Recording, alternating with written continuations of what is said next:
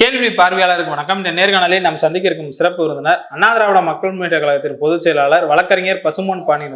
வணக்கம். வணக்கம். தமிழ்நாட்டையே திரும்பி பார்க்க வைத்த அந்த லாக்அப் டெத், அந்த அஜித்குமாரோடைய மரணத்தை தொடர்ந்து தமிழக வெற்றி கழக சார்பாக சென்னையில் ஒரு ஆர்ப்பாட்டம் இருந்தது. ஆர்ப்பாட்டத்தில் பெரிதும் எதிர்பார்க்கப்பட்ட கட்சியினுடைய தலைவர் விஜய் அவர்கள் ஒரு 4 நிமிடத்துக்குள்ள தன்னுடைய பேச்சை சுருக்கிட்டாரு. பல்வேறு அசம்பாவிதம்லாம் நடந்துச்சு. பொது சொத்துக்கெல்லாம் சேதப்படுத்தியிருந்தாங்க. இதற்கிடையில பார்த்தோம்னா ஸ்டாலின் அவர்கள் சாரி கேட்டா போதுமா, நம்மளால பல்வேறு கருத்துக்கள் வச்சாரு. அஜித் குடும்பத்துக்கு மட்டும் நீங்க சாரி கேட்டது போதுமா, இல்லை என்ன அனைத்து குடும்பத்துக்கும் நீங்க எப்ப சார் கேட்பீங்க, இந்த மாதிரியான பல்வேறு கேள்விகள் வச்சிருக்காங்க. சார்ன்ற மாதிரியான ஒரு கேள்வி வச்சிருக்காங்க. அந்த சம்பவத்தை நீங்க எப்படி சார் பாக்குறீங்க? உன் நண்பனை சொல், நீ யார் என்று சொல்லி விடுவேன் அப்படின்னு ஒரு ஆங்கில பழமொழி இருக்கு. நீ சார் அப்படின்னு கேட்கும்போது உனக்கு நீ யாரால் தூண்டி விடப்பட்டால் அப்படின்ட்டு தெரிஞ்சு போகுது. சார்ன்றது அண்மை காலமாக எடப்பாடி பழனிசாமி சார் தான் நம்ம நண்பன் ப்ரோ விஜய்க்கு சொல்லி கொடுக்குறாரு. எடப்பாடி நீயும் கூட்டு களவாணி அப்படின்றது தெரிஞ்சு போச்சு சார். அதை விட எடப்பாடியும் தயாரிப்பு பண்ணது, விஜயும் தயாரிப்பு பண்ணது நண்பா ப்ரோ அமித்ஷா மோடி கூட்டணி அதானே. அது மக்களுக்கு தெளிவாக தெரியும். 24 குடும்பத்தையும் ஒன்றா உட்கார வச்சு ஒரு ஆர்ப்பாட்டம் பண்ணாது பெரிய சரித்திரம் போல் நினைக்கிறாரு. அன்றாடம் நடக்கக்கூடிய சமாச்சாரத்துக்கு அன்றாடம் போய் ஆகணும். அதான் அரசியல் நிகழ்வு. இந்த 4 ஆண்டு காலத்தில் இறக்கும்போது லாக்அப் டெத்தில் மரணம் அடைஞ்சவங்களுக்கு அப்பப்ப இந்த நண்பன் போகாத காரணம் என்ன? எல்லா அரசியல் கட்சி இருக்குதுல, எனக்கு மாறுபட்ட அரசியல் கட்சி கூட இருக்கு. ஆனா களத்துல இறங்கி சின்ன கட்சியாவது ஆர்ப்பாட்டம் பண்றாங்களா, வரவேற்கிறோம்ல. நீ 3 நிமிடம் பேசுறதுக்குள்ள தவிச்சு போன உன்னுடைய அரசியல் வாழ்க்கைன்னா எவ்வளவு நீ பயணம் போக வேண்டியிருக்கு தெரியுமா? 3 நிமிடம் உன்னால சென்னையில் அது ஆர்ப்பாட்டம் நடந்தது. சிவகங்கையில், திருப்போணத்துல, எல்லா கட்சியும் திருப்போணத்துல ஆர்ப்பாட்டம். ஆனா இவர் மட்டும் அந்த பனையூர் பங்களால இருந்து அந்த ஏசி கேரவன் அதுலதான் வந்திருக்காரு. ஒரு சும்மா சாதாரண காரில் வர அதுல ஒரு 6-7 கிலோமீட்டருக்குள்ள தவிச்சு போய் அந்த 3 நிமிஷம் பேசுறதுக்குள்ள தவிச்சு போனேன். பரீட்சையில படிக்கிற காலத்துல நம்ம ஒரு ஃபெயில் ஆகிட்டு அரியர் வச்சு அடுத்த வருஷம் எழுதலாம். என்னப்பா நீ 4 வருஷம் கழிச்சு எழுதுறியே, அதான அர்த்தம்? 4 ஆண்டு காலம் நடந்த துயர சம்பவத்துக்கு 4 வருஷத்துக்கு முன்னாடி இறந்தவனுக்கு இன்னைக்கு நீ கண்ணீர் வரிய. அப்போ கண்ணீர் நண்பா ப்ரோ, உன் கண்ணீர் போலி கண்ணீர், நீலி கண்ணீர். 4 வருஷத்துக்கு முன்னாடி இறந்து போயிட்டான். இன்னைக்கு அஜித்குமார் படுகொலை இப்ப நடந்தது. இந்த படுகொலைக்கு இப்ப நீ அழுகுற. ஆனா அழுக கூட 4 வருஷம் கழிச்சு தான் அழுவியா நீ? சரி நண்பா ப்ரோ, நீட்டு தெருவில் அனிதா இறந்ததுக்கு வந்த தலையை காட்டின தலையை காட்டின. நீட்டு தேர்வில் இறந்தவங்க அதுக்கு பின்னாடி அனிதாவுக்கு பின்னாடி எவ்வளவு பேர் இறந்துருக்காங்க? ஏன் அங்கெல்லாம் நீ போயிருக்கிய? அவங்களாம் ஒன்னா கூப்பிட முடியாதானே நண்பா? இதெல்லாம் எடுக்காது. பெரியார் தள்ளாத வயதில், அதாவது வாலியமா இருக்கிற காலத்திலிருந்து அவரு நாடு முழுவதும் சுற்றுப்பயணத்தை மேற்கொண்டு காசிக்கு போயிட்டு வந்தவர். இங்கே மிகப்பெரிய போராட்டங்களை, கதர் துணிகளை, கோடீஸ்வர வீட்டில் பிறந்தவர். அந்த காலத்திலே 24 பதவிகளை கையில் வைத்திருந்தவர், அரசாங்க பதவிகள். திராவிட கருத்தியலை காடு மேடு எல்லாம் சென்று, குக்கிராமங்களுக்கு சென்று அறிக்கை லைட், அந்த காலத்தில் இப்ப மாதிரி போட்டோ லைட்டு கிடையாது நண்பா. திராவிட கருத்தியல் தமிழ்நாட்டில் குக்கிராமங்கள் வரைக்கும் நிற்கிறதுக்கு காரணம் பெரியார். போகாத கிராமமே இல்லை. நீ இன்னைக்கு வருமான வரி ஏய்ப்புக்காக பயந்து போய் அமித்ஷாக்கு பயந்து, மோடிக்கு பயந்து தொடங்கப்பட்ட கட்சி தான் நண்பன் ப்ரோ விஜய் கட்சி. ஆனா அந்த காலத்திலேயே வருமான வட்டி கட்டிய குடும்பம் நம்முடைய தந்தை பெரியார் குடும்பம். அவரு தேர்தலுக்கு போட்டியிடுவதற்காக கட்சி ஆரம்பிக்கல, சமூக சீர்திருத்தம், பட்டியொட்டியெல்லாம் பகுத்தறிவு பிரச்சாரத்தை பரப்பினார். சைக்கிளில் பின்னாடி உட்காந்து போயிருக்கிறார், மாட்டு வண்டியில், டிராக்டரில். உன்னை மாதிரி சொகுசு பயணத்தில் வரல.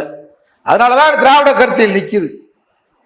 பேரறிஞர் அண்ணா டபுள் எம்ஏ படித்தவர் ப்ரோ, டபுள் எம்ஏ படித்த அண்ணா, பேரறிஞர் அண்ணா நாடக நடிகராக, வசனகர்த்தாவாக, எழுத்தாளராக, பெரியார்கிட்ட போய் விடுதலை பத்திரிகையில துணை குடியரசு ஆசிரியராக, துணை ஆசிரியராக நாங்கள் அந்த வீட்டில் போய் ஈரோட்டில் பார்த்தோம். அண்ணாவும் அன்னியார் நம்முடைய ராணி அம்மையார் அவர் தங்கியிருந்த வீடு பெரியார் வீட்லையும் ஒதுக்கியிருக்காரு. தத்துவம் அதான் அண்ணா நிற்கிறாரு. கலைஞர் பாண்டிச்சேரியில் பகுத்துறை பிரச்சார நாடகத்தை நடத்தி கொண்டிருந்த கலைஞரை அடிச்சு தூக்கி சாக்கடையில் தூக்கி போட்டாங்க. கூட வந்தவங்கெல்லாம் கருணாநிதி செத்து விட்டான்னு ஓடிட்டான். ஒரு பெண்மணி, இஸ்லாமிய பெண்மணி கலைஞரை காப்பாற்றினார். அதனாலதான் திராவிட முன்னேற்ற கழகம் நிற்குது. அதே போன்றுதான் தளபதி ஸ்டாலின். உழைப்பு உழைப்பு உழைப்பு கலைஞரால் சொல்லப்பட்டவர். மிசாய் என்ற கோர அந்த சட்டத்தின் கீழ் சென்னை சிறைச்சாலை அடைக்கப்பட்டு வதை செய்யப்பட்டவர். குக்ராம் அவர் படாத ஊரே இல்லை, கிராமமே இல்லை. புரட்சி தலைவர் எம்ஜிஆர். நீங்க அவரை பார்க்கறதுக்கே ஆயிரக்கணக்கான லட்சக்கணக்கான மக்கள் திரளுவான். ஆனா அவரு பெரியகுளம் இடைத்தேர்தல் போதெல்லாம் இந்த வருஷ நாட்டு பகுதியில் பாதையே இல்லை. வருஷ நாடு தும்மக்குண்டு அங்க இருக்கு, மயிலாடும்பாறை, செரப்பாறை, அந்த பாதை இல்லை. குக்குராம் வரைக்கும் போய் வாக்கு கேட்டார். அதனால எம்ஜிஆர் என்றாரு. புரட்சி தலைவி அம்மா அவங்களுக்கு ஒரு பெரிய திரைப்பட நடிகை, அவங்களும் சொகுசு வாழ்க்கை வாழ்ந்தவங்க தான்.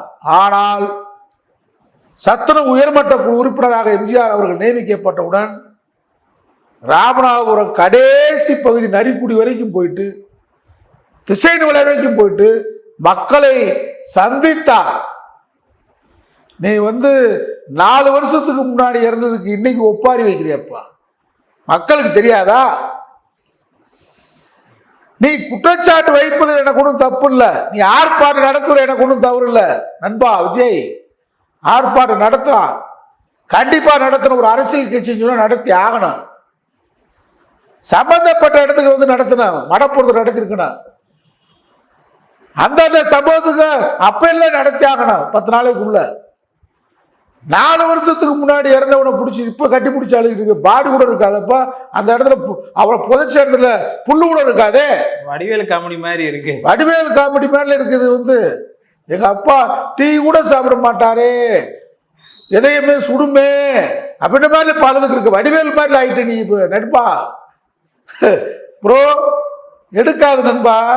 அதுவும் நீ எழுதி கொடுத்த வசனத்தை தெளிவா, ஏன்னா திரைப்படத்துல வசனம் பேசி பழகிக்கல, தெளிவா சார் சார் சொல்லுங்க சார், அவர் உயரம் என்ன, அவர் தியாகம் என்ன, அவர் உழைப்பு என்ன, நாளுக்கு நாள் நாளொரு மேலையும் புலரு வண்ணமாக திராவிட மாடல் ஆட்சி. அவருக்கு தமிழ்நாட்டை மட்டும் இன்னைக்கு பாதுகாக்கிற கடமை மட்டும் இல்லாம ஆதிக்க சக்தியான பாஜக பாசிசத்தை எதிர்ப்பதற்காக இந்தியா அளவில் இன்றைக்கு மாநில உரிமைகளை நிலைநாட்டுகின்ற ஒரு போராளியாக தளபதி ஸ்டாலின் திகழ்கிறார். அவருடைய கடமை கூடிட்டு இருக்கு, வயது கூடிட்டு இருக்கு, கடமையும் கூடிட்டு இருக்கு. லாக்அப் டெத்துக்கு அவர் மன்னிப்பு, எல்லாத்தையும் மன்னிப்பு என்பது அவர் கேட்பது என்பது பெருந்தன்மையா ஒத்துக்கிறோம். இந்தியாவில் எந்த மாநில முதலமைச்சர் இப்படி கேட்டிருக்கான்? சிபிஐ விசாரணைக்கு உத்தரவிட்டா உனக்கு எதுக்கு நீங்க முதலமைச்சர் பதவின்னு கேட்கல. நீதிமன்றத்துக்கு தலையிட்டு தான் அவர் நடவடிக்கை எடுக்கல. நீதிமன்றத்துடைய நடவடிக்கை வரவேற்கத்தக்கது, நீதிமன்றத்தை புறக்கணிக்க முடியாது. ஆனால் நீதிமன்றம் எடுக்கக்கூடிய கேள்விகளுக்கு அனைத்திற்கும் ஒத்துழைப்பு கொடுத்து நீதிமன்றம் கேட்கின்ற கேள்விகளுக்கு பதில் வர்றதுக்கு முன்னாடி நடவடிக்கை எடுத்த திராவிட மாடல் ஆட்சியை பார்த்து என்ன சான்ற, என்ன ப்ரோ வர முடியுமா தமிழ்நாட்டில்? நீங்க நிக்க முடியுமா? புரட்சி நடிகர், புரட்சி தலைவி, கலைஞர், எழுத்தாளர், நடிகர், என்ன சொன்னா நம்ம தளபதி ஸ்டாலின் நாடக நடிகர் தான். அழகா குறிஞ்சி மலர்ல நாடகம் நடிச்சவர் தான். ஆனா நாடகம் மட்டும் நடிச்சுக்கிட்டு அப்படியே அரசியலுக்கு வர முடியாது. களத்தில் நீங்க கள போராளியா வரணும். இல்ல நீ களத்துக்கு வந்திருக்காங்க சார் விஜய் அவர்கள். களத்துக்கு இப்ப 4 வருஷத்துக்கு முன்னாடி இருந்தவனுக்கு இப்போ வந்து அழுதுகிட்டு இருந்தா என்ன அழுது? கட்டி பிடிச்சி அழுதுகிட்டு இருந்தா இது என்ன? இதெல்லாம் மக்களை எடுக்குமா? உங்க அரசியல் எடுக்குமா? நீங்க இப்ப யாரை எதுக்கணும்?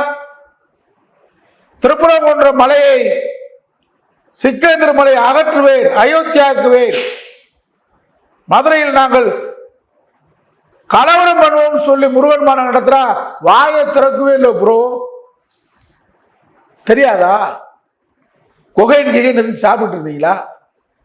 இல்ல என்ன உங்க நிலவரம் வேறு. நீங்கள் கோடான கோடி பணம் அதை என்ன செய்யணும் உங்களுக்கு தெரியல. வருமான வரித்துறை கண்ட்ரோலுக்கு போயிட்டீங்க, கட்டுப்பாட்டுக்கு போயிட்டீங்க. ஒன்றிய அரசு எழுதி கொடுக்குறத, நாக்பூர் RSS தலைமை எழுதி கொடுக்குறத நீங்க பேசுறீங்க. வேற என்ன 3 நிமிஷம் பேசுறீங்க. இவ்வளவு பெரிய 25 பேரை படுகொலை செய்த சம்பவத்தை 3 நிமிடத்தில். அனிதா வீட்டுக்கு போனீங்க, சரி.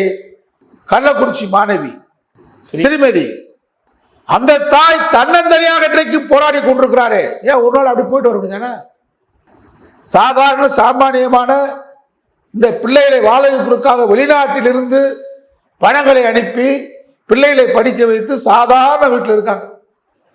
ஒரு நாள் அந்த பக்கம் அப்படி கள்ளக்குறிச்சி பக்கம் போகலாம்ல? ஸ்ரீமதியின் மரணம் உங்களுக்கு ஏன் கண்ணுக்கு தெரிய மாட்டேங்குது? எல்லாருக்கும் சாதாரணமா கடந்து போறீங்க. நீதிக்காக போராடுறாங்கல்ல, நாங்க தான் போராடிட்டு இருக்கோம். நக்கீரன் பிரகாஷ், நாங்க ஒரு 10 பேர் தான் தொடர்ச்சியா அந்த அம்மாவுக்கு குரல் கொடுத்துட்டு இருக்கிறோம். நாங்க எல்லாருக்கும் குரல் கொடுக்கிறோம். வலியவன் அனைவருமே எளியவர்கள். யாரும் வலிமையானவங்க கிடையாது, வலியவன் கிடையாது, எளிமையானவர்கள். எளிமையானவன் தானே காவல்துறை சுர்ரா அடிக்கிறா, அதிகார வர்க்கம் துணை போகுது. எவனாவது வரைக்கும் 25 பேர் லாக்அப் டெத் படுகொலையில ஒரு IAS மகன் செத்துருக்கானா? ஒரு IPS மகன் செத்துருக்கானா? ஒரு கவுன்சில் மகன் செத்துருக்கானா? இன்றைக்கு உலகம் வேற மாதிரி போயிட்டு இருக்கு. கார்பரேட் முதலாளித்துவம், முதலாளித்துவ கலாச்சாரத்துல பணம் தான் எதையும் செய்யும் முடிவுக்கு போயிட்டான். அப்படி வருமுன்ற பொழுது சாதாரண ஏழை எளிய அஜித்குமார் யாரு? சாதாரணமா மடப்புறத்துல ஒரு காவலாளியா இருக்கான். அதே இதுல மடப்புறம் கோயில ஒரு மேனேஜரா இருக்கிறவன் அடிச்சு கொண்டிருப்பானா? பதவி, அதிகாரம், தகுதி எல்லாத்தையும் பார்க்கிறான். பாப்பான எவனாவது பாப்பா கொள்ளடிக்காம இருக்கானா? முண்டில் அடிக்காம இருக்கானா? கற்பழிக்காம இருக்கானா? தேவநாதன் காஞ்சிபுரம் கோயிலுக்குள்ளே கற்பழிச்சானே, அவனை தண்டிக்கிறீங்களா? இது மாதிரி காவல்துறை. காவல்துறைக்கு பணம், அதிகாரம் வேண்டும். நம்ம எல்லாத்தையும் கண்டிக்கிறோம், அப்பப்ப கண்டிக்கிறோம், அப்பப்ப ஆர்ப்பாட்டத்தில் கலந்துக்கிறோம். அப்போ மதுரையில் இட்லி கார்த்தின்னு ஒரு பையன் நாடாளுமன்றத்தில் போது அடிச்சே கொண்டுட்டான் போலீஸ். கேட்டா ஒரே வார்த்தை ரவுடி. இன்னைக்கு கூட நாங்க மதுரையில் ஒரு ஆர்ப்பாட்டத்தில் கலந்துக்கிட்டோம். மாவோயிஸ்ட் பேர்ல தான் உரிமைகளுக்காக போராடுவர்களை, பழங்குடி மக்களை அடிச்சே கொள்றான். அவங்க வீட்டு பெண்களும் கூட்டு பாலியல் பகிரங்கமா பட்ட பகல்ல ஊருக்குள்ள பொதுக்கிறான். கேட்க நாதி இல்லாம இருக்கு. ப்ரோ பேசுறீங்களா? ஸ்டேன் சாமி ஃபாதர் பழங்குடி மக்களுக்காக சென்றவர். அவரை தள்ளாத வயதிலும் பெரிய நோய்வாய்ப்பட்டு இருந்தவரை சிறைக்குள்ளே வச்சு கொண்டுட்டான் பாசிச பாஜக அரசு. என்றைக்காவது ப்ரோ விஜய் வாய் திறந்திருப்பீங்களா? இன்றைக்கு அவர் படத்திறப்பு நிகழ்ச்சி நடத்துறாங்க, நாங்கெல்லாம் கலந்துக்கிறோம். காடேஸ்வரன் சொல்றான் ஸ்டேன் சாமி மாவோயிஸ்ட்ன்றான். ஒரு கிறிஸ்துவ ஃபாதர் பழங்குடி மக்களுக்காக போராடியவரை மாவோயிஸ்ட் சொல்லி சிறையில் வச்சு கொண்டிருக்கான். ப்ரோ விஜய், நாங்க அதுக்கெல்லாம் குரல் கொடுக்குறவங்க. மகாத்மா காந்தியை கொலை செய்த கோட்சேக்கு பிறந்தநாள் கொண்டாடுகின்ற இந்த மானங்கட்ட RSS கூட்டம் ஸ்டேன் சாமிக்கு கொண்டாடக்கூடாதுன்னு சொல்லி காடேஸ்வரன் அறிக்கை கொடுக்குறான். இந்த கொடுமையெல்லாம் எதிர்த்து பேசணும். நீ யார் மக்களுக்கு, கிறிஸ்துவ மக்களுக்கு தெரியாதா? ஸ்டேன் சாமிக்காக நான் கொடுத்த கிறிஸ்துவனா? சிக்கந்திர மலையை இடிக்க கூடாது, சிக்கந்திர மலை பூர்வீகமான மலை, மத நல்லிணக்க மலைன்னு சொல்றான். என்னைக்காவது பேசுங்க. 4 வருஷத்துக்கு முன்னாடி நீங்க இறந்தவனுக்கு போய் கட்டி பிடிச்சி இப்போ இருக்கிறேன்னு சொல்றத இந்த நீலி கண்ணீர் ப்ரோ சினிமால சரியா இருக்கா? இது ஓட்டுக்காக தான் இப்ப இதெல்லாம் வாக்குக்காக பாஜக நடத்துகின்ற நாடகத்திற்கு நீ நடிகரா வந்திருக்க. இதுவரைக்கும் திரைப்படத்தில் நடிகரா நடிச்ச, இப்ப பாஜக நடத்துகிற ஒரு நாடகத்துக்கு நாடகத்துக்கு நீ நாடக நடிகரா வந்து பேசி வசனம் 3 நிமிஷம் பேசிட்டு போற. ஏன்னா அதுக்கு மேல நீ பேசுனா உளறிடுவார் ப்ரோ, உளறிடுவாரு ப்ரோ, உளறல் வேற மாதிரி போயிருக்காங்கலாம். 3 நிமிஷத்தை தயார் பண்ணி கொண்டு வந்து இவரும் மக்களுக்காக போராடுதான் காட்டுறான் பாஜக. அதுல என்ன சொல்றாங்கன்னா 3 நிமிடத்துல திமுக ஆட்சியை சொல்லி முடிச்சிட்டான்ற சொல்றாங்க. ஆமா, திமுக ஆட்சி சொல்லி முடிச்சு முக்காடு வீட்டுல உட்காந்து அமைச்சர் பூரா திமுகவை சோழி முடிக்கிறதுக்கு இன்னும் பிறந்து வரணும்பா. பக்தவச்சலம் திராவிட முன்னேற்ற கழகத்தை மூட்டை பூச்சி நசுக்கும்னாரு. பக்தவச்சலத்துக்கு நினைவாலயம் கட்டியது திராவிட முன்னேற்ற கழகம் தான், தெரிஞ்சுக்க. அதனால இந்த திமுகவை அழிக்காம ஒழிக்காம 75 ஆண்டு கால திராவிட முன்னேற்ற கழகம் மட்டும். திராவிட இயக்கத்துக்கு வயது 100, திராவிட இயக்கத்துக்கு வயது 100, திராவிட முன்னேற்ற கழகத்துக்கு வயது 75. எத்தனை முறை ஆட்சியில் உட்கார்ந்துருக்கு?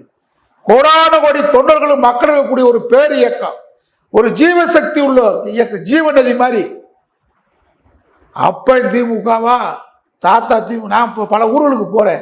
எங்க தாத்தா பெரியார் கூட இருந்தவர், எங்க அப்பா அண்ணா கூட இருந்தவர், எங்க அப்பா கலைஞர் கூட இருந்தவர். இப்ப நான் ஸ்டாலின் இருக்கேன், அதோட அடுத்த தலைமுறை நான் உதயநிதி இருக்கேன். இவன் தான் வரிசையா இருக்கேன். இது மாதிரி எந்த கட்சியில தமிழ்நாட்டில் சொல்லுங்க. விஜய் உனக்கு வருப்பான அப்படி பாவ சின்ன பையங்க ப்ரோ நம்பி ப்ரோ சினிமாவில் சண்டை அட்டக்கத்தி வீரன் அதை நம்பி பாவம் போறாங்க. 2வது பதவி கிடைக்க பல பேர் வெளியேறிட்டான். நடிகை நம்பாதேன்னு கோஷம் போடுறேன், எரிக்கிறேன் படத்தை. இப்பயே கட்சி ஆரம்பிச்சு 1 வருஷத்துக்குள்ள திருவண்ணாமலையில் எரிக்கிறான், அங்க எரிக்கிறான், விஜய் படத்தை எரிக்கிறான், கொளுத்துறான். 75 வருஷம் திமுக எத்தனை பிளவு? ஈவிகே சம்பத் அண்ணா இருக்கும் போது பிளந்தான், எம்ஜிஆர் பிளவு, வைகோ பிளவு, இத்தனை பிளவுகளையும் சந்தித்து தொடர்ந்து ஆட்சிக்கு வந்து அண்ணா இருந்து, கலைஞர் இருந்து, எம்ஜிஆர் இருந்து, அம்மா இருந்து, பன்னீர்செல்வம், எல்லாம் திராவிட இயக்கம், ஜீவசக்தி உள்ள இயக்கமாக இருக்கு. திமுகவை 3 நிமிஷத்துல எப்படி சோழியை முடிக்க முடியும்? சோழியை முடிக்கணும்னு சொன்னா மண்ணுக்குள்ள போயிட்டாடா திமுகவை. அதனால திராவிட முன்னேற்ற கழகத்திற்கு மிகப்பெரிய கொள்கை இருக்கு. இப்ப கெஜ்ரிவாலை வந்து ஊழலை சொல்லி டெல்லியில கோச்சிட்டான் பிஜேபி. இங்க ஓய்க்க முடியாது. காரணம் திமுகவுக்கு கொள்கை இருக்கு, சமூக நீதி இருக்கு. இங்கே மாநில சுயாட்சி கேட்கக்கூடிய இயக்கம், தன்னாட்சி கேட்கக்கூடிய இயக்கம், மாநில உரிமை கேட்கக்கூடிய இயக்கம், மொழியை காக்கக்கூடிய இயக்கம், தமிழர்களின் தொன்மை நாகரிகம் கீழடி அகழ்வாயுக்காக போராடுற இயக்கம். திமுக வந்து வெறும் ஊழல் மட்டும் நீ காமிச்சு திமுக அழிச்சிட முடியாது. சர்க்காரியா கமிஷன் ஊழல் போட்டான், கணேஸ்வரிக்கு சொல்ல முடிஞ்சா? இதுவரைக்கும் ஸ்டாலின் மேல ஒரு 100 ரூபாய் ஊழல் குற்றச்சாட்டு சொல்ல முடியுமா?